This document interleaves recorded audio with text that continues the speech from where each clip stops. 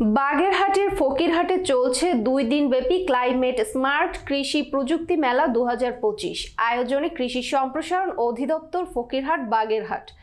আজ 11 ফেব্রুয়ারি SAA quarter চত্বরে সকাল 11টায় বর্ণাঢ্য র্যালি দিয়ে প্রদক্ষিণ করে উক্ত মেলার উদ্বোধন করেন কৃষিবিদ শঙ্কর কুমার মজুমদার, উপপরিচালক, কৃষি সম্প্রসারণ অধিদপ্তর, খামারবাড়ি, বাগেরহাট।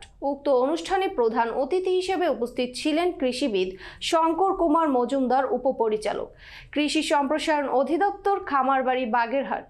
প্রকল্প উপস্থাপনায় কৃষিবিদ শেখ ফজলুল হক মনি, প্রকল্প পরিচালক। ক্লাইমেট স্মার্ট প্রযুক্তির মাধ্যমে খুলনা কৃষি অঞ্চলের জলবায়ু পরিবর্তন অভিযান প্রকল্প এবং উক্ত অনুষ্ঠানের সভাপতি ছিলেন কোহিনুর জাহান, UNO ফকিরহাট উপজেলা, বাগেরহাট।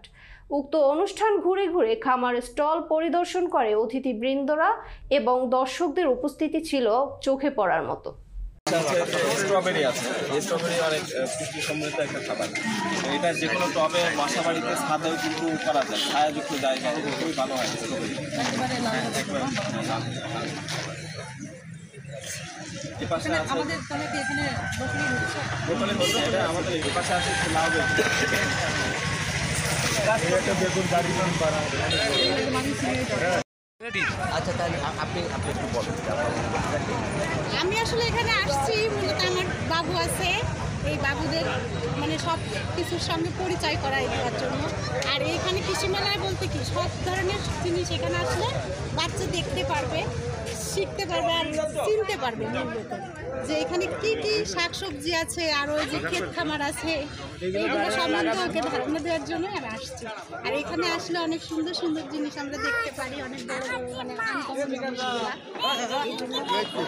ধন্যবাদ।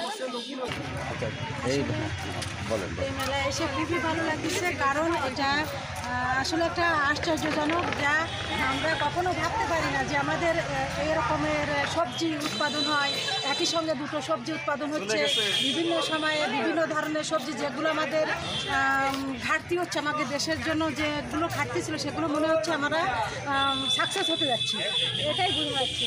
তাছাড়া আরও যে সবজিগুলো আমরা দেখেছি যে এই সবজিগুলো আমাদের পুষ্টি বিষয় একটা অর্গানিক আছে, বিষমুক্ত আছে, যেগুলো আমরা উৎপাদন করলে আসলে আমরা লাভবান হব।